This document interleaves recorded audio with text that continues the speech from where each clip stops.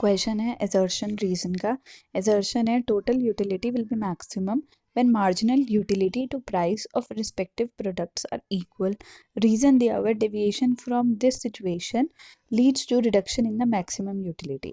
अब हमें इसमें ये बताना है कि assertion और reason correct है कि नहीं है, या फिर सिर्फ assertion correct है या फिर सिर्फ reason correct है। देखो इसमें हम पहले ये समझ लेते हैं टोटल यूटिलिटी क्या होता है। देखो टोटल यूटिलिटी क्या होता है, जितना आपको सेटिस्फैक्शन मिला होता है यूटिल्स में उसको हम आपकी टोटल यूटिलिटी मानते हैं। जैसे sum of the utilities derived by a consumer from the various units of goods, यानी जो उसने खाया पिया या जो भी उसने कंज्यूम करी है यूनिट, उससे उसको कितनी यूटिलिटी मिली है उसको हम कहते हैं आपकी टोटल यूटिलिटी। बात करी जाए आपकी मार्जिनल यूटिलिटी की। मार्जिनल यूटिलिटी वो यूटिलिटी होती है कि जब आप एक्स्ट्रा वो चीज़ को कंज्यूम करते हो तब कितनी आपको सेटिस्फैक्शन मिलती है। जैसे आपने फर्स्ट यूनिट कंज्यूम करी, आपको उससे थोड़ी सी ज़्यादा सेटिस्फैक्शन मिलेगी, फिर जब आप सेकेंड यूनिट कंज्यूम करोगे फिर उससे थोड़ी सी कम करेगी, यानी जो इनका डिफरेंस होगा उसको आप क्या कहते हो, मार्जिनल यूटिलिटी।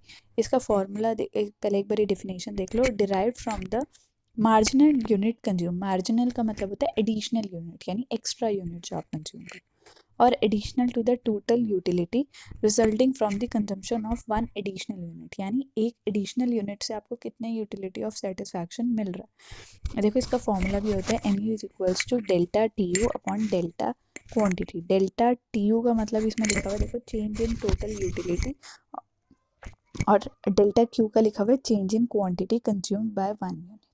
ठीक है, तो आपका इसमें हमें जैसे कि अगर आप फर्स्ट यूनिट कंज्यूम कर रहे हो आपको 30 यूटिल सेटिस्फैक्शन मिल रहा है, और जो सेकंड यूनिट कंज्यूम कर रहे हो उसमें आपको 28 हो रहा है यूटिलिटी कंज्यूम हो रही है। तो जो इनका डिफरेंस है, जैसे चेंज इन टोटल यूटिलिटी यानी होगी 2 और चेंज इन क्वांटिटी 1, तो इसकी मार्जिनल यूटिलिटी क्या होगी आपकी 2।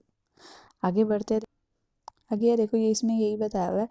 एक तो जो हमारी फर्स्ट स्टेटमेंट दी हुई थी वो उन्होंने क्या कहा था, देखो स्टेटमेंट में total utility will be maximum when the marginal utility to price of respective products are equal.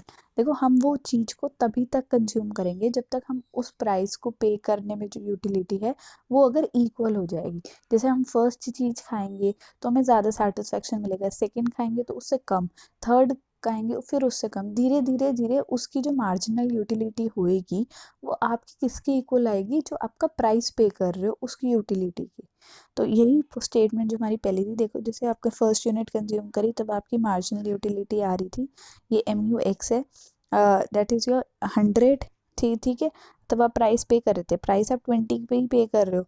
जैसे ही आप पहले आपको जैसे MUX का मतलब है मार्जिनल यूटिलिटी ऑफ X और प्राइस है ये, आप पहली यूनिट कंज्यूम कर रहे हो उसमें आप 20 रुपीज़ पे कर रहे हो, प्राइस आप वही पे कर रहे हो, ठीक है। फिर जब मार्जिनल यूटिलिटी है, पहली यूनिट में आपको 100 यूटिल्स मार्जिनल यूटिलिटी हुई, फिर सेकंड में आपको 80 होगी, थर्ड आपको 60 होगी, फोर्थ होगी आपकी 40 आपको मार्जिनल यूटिलिटी। एक पॉइंट ऐसा आएगा, कैसा, जब आपका जो प्राइस है वो आपकी मार्जिनल यूटिलिटी के इक्वल आ जाए।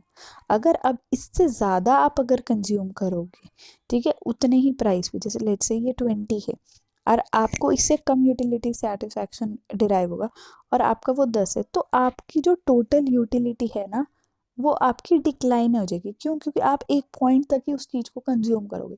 अगर आप आइसक्रीम भी लेते हो तो आप एक पॉइंट तक ही उसे कंज्यूम कर सकते हो। तो वही है, आप सिर्फ यहीं तक ही उस लिमिट तक रखोगे, यानी आप 5 यूनिट ही कंज्यूम कर पाओगे। कहाँ तक? जहाँ पे मार्जिनल यूटिलिटी जो है वो इक्वल होएगी जितना आप प्राइस पे कर रहे हो उसके। तो अब इसमें एक डायग्राम भी बताया हुआ है, यही होता है। पहले TU बढ़ता है बढ़ता है बढ़ता है, यहाँ पे वो मैक्सिमम आ गया, इससे ज़्यादा अगर कंज्यूम करा तो वो टोटल यूटिलिटी जो है वो आपकी डिक्लाइन हो जाएगी, ठीक है। देखो जो फिर अब इसका आंसर बैठता है total utility will be maximum when the marginal utility to price respective of products are equal. वही वाला 20, जब हाँ 20 था तो वो भी आपका प्राइस भी 20 ही आप पे कर रहे थे जब आपका MU 20 था, और तब तक ही आपका टोटल यूटिलिटी जो है वो मैक्सिमम रहेगा। उसके बाद क्या होगा, आपका रिडक्शन हो जाएगा आपका TU, जैसे हमने डायग्राम में देखा।